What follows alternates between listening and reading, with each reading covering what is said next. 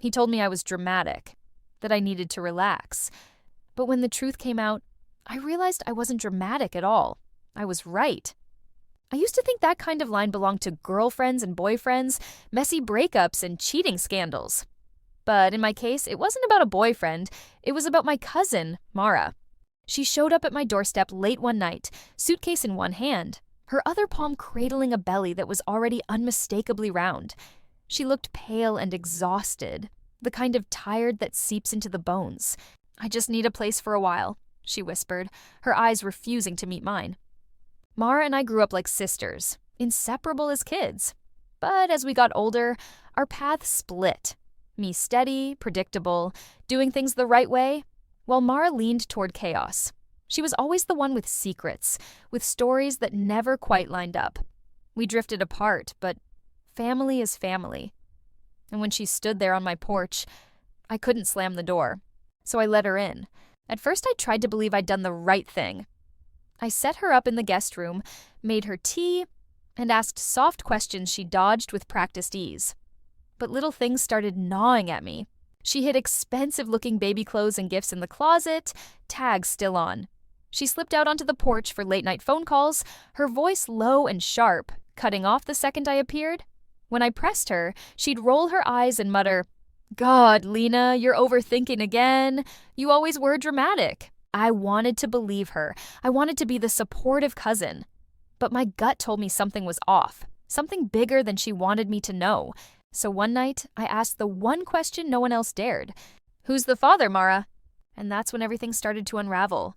Mara froze when I asked. Her fork hovered over her plate, her eyes flickering like I'd just spoken in a foreign language. Then she gave me a small, tight smile. "It's complicated," she said, as if that was enough. Complicated? That was her answer to everything. At first, I told myself to let it go. She was under stress, carrying a baby alone. Maybe she needed time, but the more days that passed, the harder it was to ignore the inconsistencies.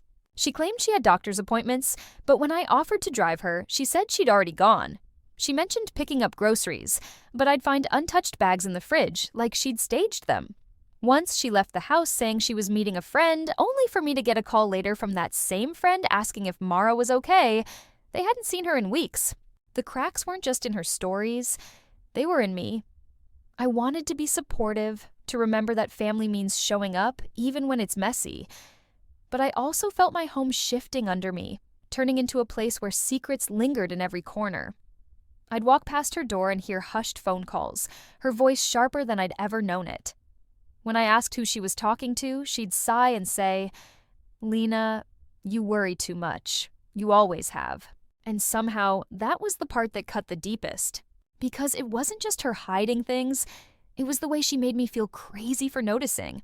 Then came the family gossip. Whispers at Sunday dinners, cousins leaning in close, aunts raising eyebrows.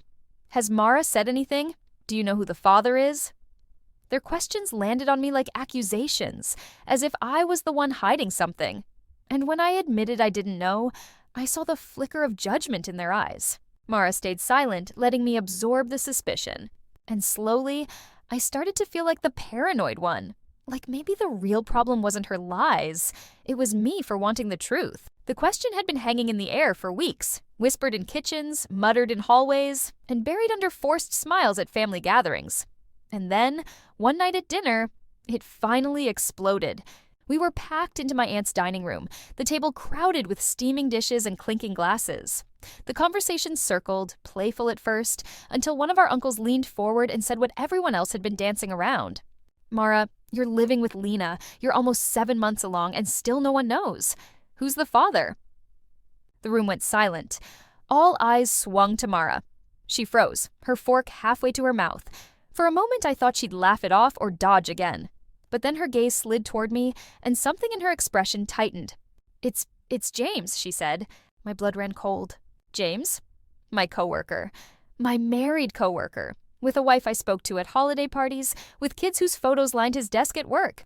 The room erupted. Gasps, murmurs, someone dropping a spoon against their plate. My aunt covered her mouth. My uncle muttered, "Lord, have mercy." And me? I sat frozen, staring at Mara as if I didn't recognize her. The betrayal landed on 2 fronts at once. First, the possibility that she had been sleeping with a man I saw every day, a man whose wife trusted him. And second, the suspicion it cast on me. Because if Mara was willing to drop his name like that, who was to say people wouldn't connect me to it too? Whispers travel fast in families, faster in workplaces. I finally found my voice. Mara, what are you talking about, James? She shrugged, her face pale but defiant. You wanted to know. Now you do. But even as she said it, I saw the flicker in her eyes, the hesitation, the calculation. Something about the way she chose that name felt too sharp, too deliberate, like she was deflecting, buying herself more time. Still, the damage was done. In one sentence, she didn't just wreck her own reputation, she dragged mine into it. And as the family erupted into chaos, I realized the truth was still buried somewhere deeper, and I wasn't sure I was ready to hear it. After that dinner, I couldn't breathe at work. Every time James passed my desk, I felt eyes on me, whispers trailing behind. His wife even dropped by one afternoon with their kids, and I wanted to disappear into the floor. But the more I replayed Mara's words, the less they made sense. James? He barely even looked at her at the company picnic last summer. They'd never so much as shared a drink, not that I'd seen. And when I checked the timeline, when Mara would have conceived versus when James was supposedly involved, it didn't match. I started quietly digging. A few texts Mara had left open on her phone when she went to shower, calendar notes she scribbled down but never explained, the receipts she shoved into her purse when she thought I wasn't looking. Piece by piece, the story fell apart. James hadn't been sneaking around. He hadn't bought her gifts. He hadn't been missing from his wife's side long enough for what Mara claimed. It was a lie. When I confronted her, she crossed her arms, eyes flashing. You begged for the truth, Lena. Now you're mad when I give it to you? But I saw it then, clear as day. She hadn't named James because it was true. She'd named him because it was easy.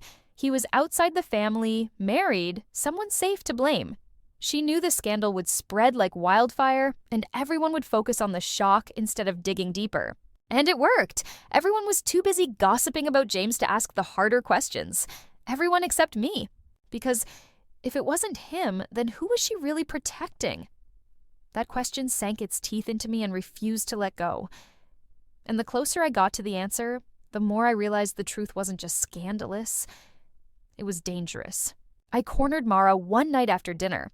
The tension between us had stretched too tight to ignore. She was folding baby clothes at the table, her hands moving fast, her eyes fixed on the fabric instead of me. Stop lying, I said quietly. It's not James. It never was. Who is it, really? Her shoulders stiffened. For a moment, she stayed silent, her breathing shallow, her knuckles white against the tiny onesies. Then her face crumpled. You don't want to know, Lena. Yes, I said, my throat raw. I do. Her voice cracked as she whispered, It's someone in the family. The room tilted, my ears buzzed. What do you mean, someone in the family? Her tears spilled fast, her voice barely audible. She named him. An older cousin, the one everyone admired at reunions, the one who told the loudest stories, who always brought gifts for the kids. A man we'd grown up around, trusted, and laughed with. The air left my lungs. It wasn't a stranger. It wasn't some reckless fling with a married coworker.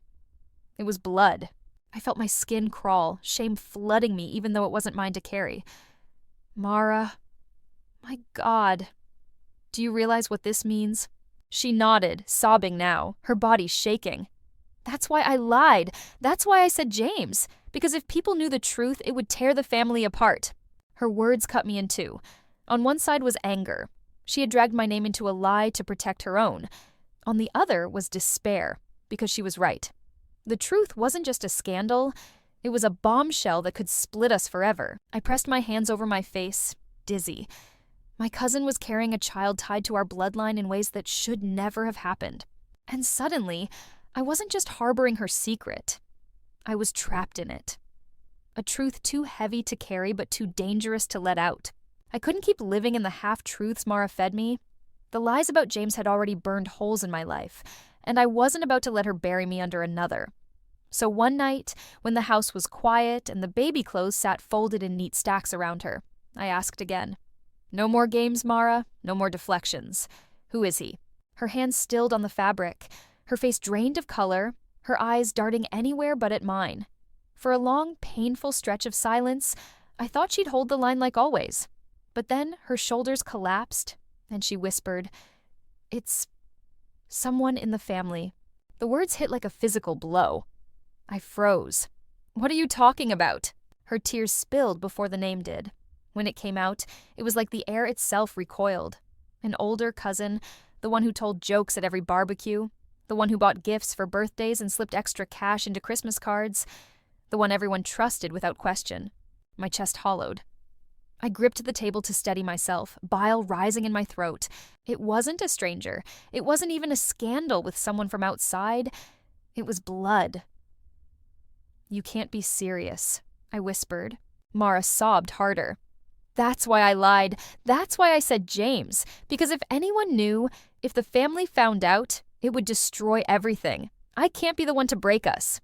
Her words twisted like knives. On one side, fury burned.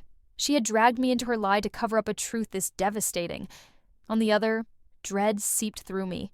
Because she wasn't wrong. If this came out, it wouldn't just stain her, it would shatter us all. I wanted to scream. I wanted to demand how she could let this happen, how she could bring me into it. But the words stuck in my throat.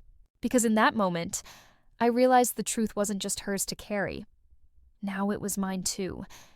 And it was a secret too big for either of us to survive unscathed. The confession about our cousins sat in my chest like a stone, but something still didn't add up. Mara's eyes carried more than shame. They carried fear. And fear like that doesn't come from scandal alone. So I started paying closer attention. Her phone would light up with messages she refused to open in front of me. When I asked who was calling, she'd flinch, her whole body tense. Once, when she thought I'd gone to bed, I heard her whispering on the porch, "I'll do what you said. Just stop calling." Her voice broke on the last word. That was when it hit me. She wasn't just hiding his name, she was hiding his control. I pushed harder. One night, I found her curled on the couch, her face streaked with tears. I sat beside her and said softly, "Mara, was this even your choice?" She shook her head so violently it made me ache. And then it poured out. The pieces she had buried beneath all the lies. It hadn't been a relationship. It had been leverage. He'd cornered her with promises of money, threats of exposure, and manipulation so sharp she couldn't see a way out. He told her no one would believe her, that she'd be painted as the reckless one, the liar, the girl who always courted trouble, and she believed him. The truth hollowed me. For weeks I had painted her as reckless, selfish, and cruel. But sitting there, hearing her choke on words she could barely form, I saw her differently. Not just reckless, not just a liar, trapped. And suddenly, the question that started all of this, who's the father, felt small compared to the truth that followed. The father wasn't just a secret, he was a predator. After that night, nothing between Mara and me was the same. I didn't look at her with suspicion anymore. I looked at her with grief. Because now I understood. She wasn't just lying to protect herself. She was lying to survive. And the cruelest part was, I couldn't fix it. I couldn't undo what had been done. I couldn't drag the truth into the light without tearing our family apart in ways that might never heal. But I also knew I couldn't let her carry it alone. So, I stood by her. Quietly, imperfectly. I drove her to doctor's appointments, held her hand when the nights grew heavy, and became the one place where she didn't have to pretend. It wasn't enough, not really, but it was something. And in the quiet after she finally fell asleep, I would sit alone with my thoughts, replaying everything I thought I knew about family. We grow up believing the hardest betrayals come from strangers, from the outside. But the truth is, sometimes they come from the people you grew up trusting most. When I asked Mara who the father was, I thought I was just chasing curiosity, maybe even gossip. I never imagined her answer would rip open something so dark, so irreversible. I asked her one question, who's the father? I never imagined how many lives the answer would shatter. Some truths don't set you free. They chain you to secrets you'll carry forever.